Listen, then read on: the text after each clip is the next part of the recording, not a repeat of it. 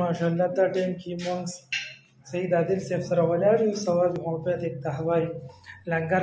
سٹارټ دی دا ټیم کې سرجی تاسو دې باره کې څه وایي بس خیراتي ډوډۍ ده او چې د چا قسمت کې د ځان ولا راستي او چې د چا قسمت کې نه نو ورپسې کوم غټي باندې وو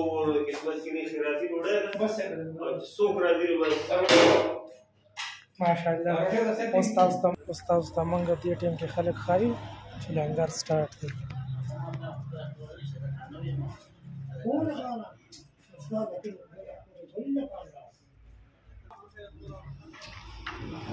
Thank you.